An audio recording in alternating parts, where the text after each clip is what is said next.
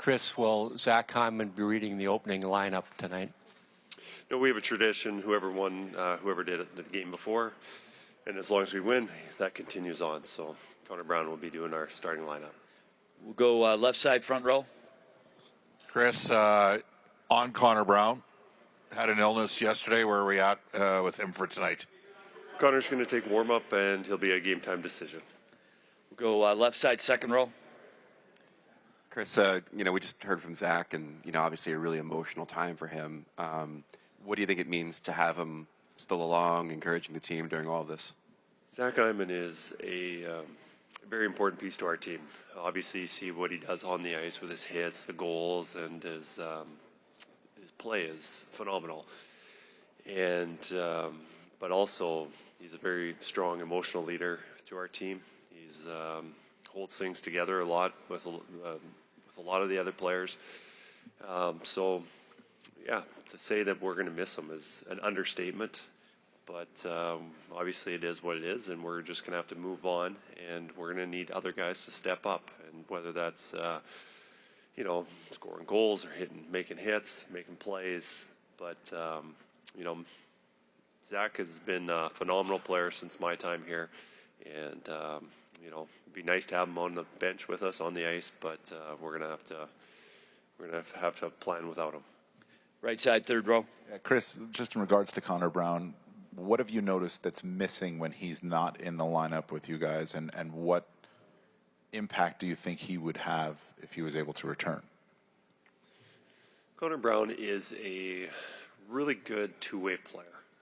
Whether we put him out there as a shutdown or part of a shutdown line, but I think with his penalty kill skills are second to none. I think he's very good at that. He's usually paired with Janmark, and the two of them we rely on quite a bit. But you see during the playoffs, he's come up with some really big goals, especially early in our playoff run against LA, coming up with some key goals. So he's a guy that can move up and down the lineup, and especially right now we're kind of short on right wingers with Hyman not being available. So we're going to need some more guys stepping up there, whether that's Corey Perry, Brown, Arvidsson, Frederick, left or right. We've got a lot of guys. Kapanen, since he's inserted back in the lineup during this run, he's been phenomenal. So those guys collectively is going to try and erase our memory of Zach Hyman. Left side, third row. Kris, you mentioned Corey Perry in that answer. Just what he got to town shortly after you. I'm just wondering what he's meant to the group, and he told us yesterday he wants to play a 21st season. Like a guy that's gone from NHL MVP to role player. Like, what does that say about his love of the game and just his process?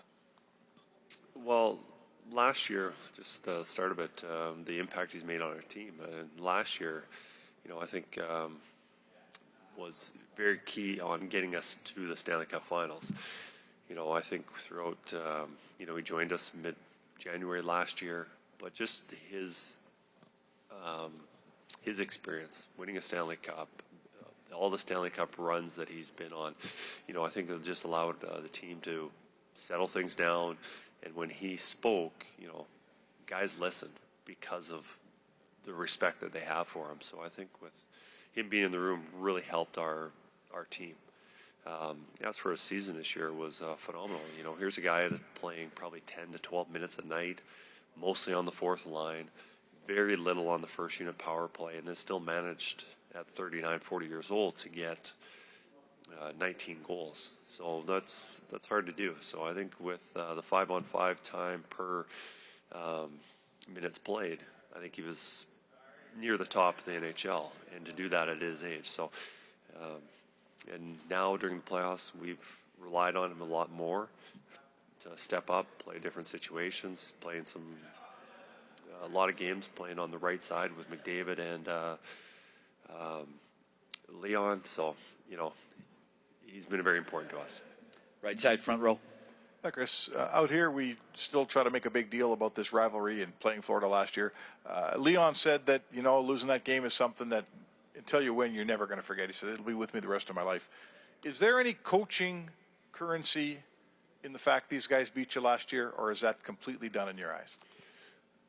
I think it's just the fact that we are familiar with this team. It's not that they've changed their identity. They still play the same systems, same style. I think it helps us get prepared to play them. As for we want to win it more because they beat us last year, I don't think that's any case. I think it's just we get to this point and no matter who we're playing, we're 100% wanting to win it. So I agree with Leon, his assessment on the frustration, just losing, coming so close and losing it. You're always going to remember it, absolutely. But I don't think it makes any difference on who beat us last year and who we're playing this year. We'll take a couple more left side, fourth row.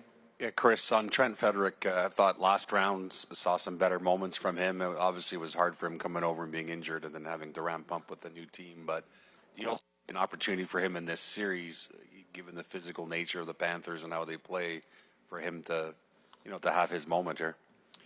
Well, the trade deadline, we wanted players who are versatile, who can move around the lineup, whether they're playing with skilled players, down depth, left side, right side. You see that with Jake Wallman when we made a trade for him. We wanted a defenseman who would play left side, right side, and we've used him that way. Trent Frederick, no different.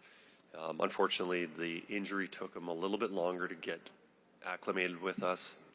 Really didn't play until the playoffs with us, game one. And we'll definitely need a guy like that stepping up. And the versatility of him being able to play with skilled players, but also having a physical presence, scoring goals, and just seeing through this playoffs, him getting better, stronger through this run. And, against a team like Florida, who's very physical, we'll need a strong series from him. Last one, right side, second row. Kris, over here. Just Florida's very active with their defensive offensively, and they've got a lot of goals out of them.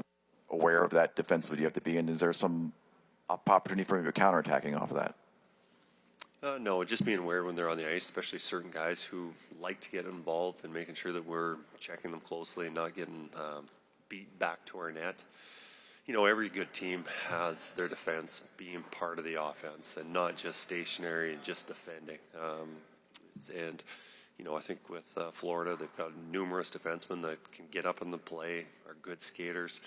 And usually that getting involved in the offense is usually coming off the breakout. And it's very important for our forwards to recognize that and making sure they're not getting beat up out of the ice when we're in the offensive zone and allowing their defense getting involved.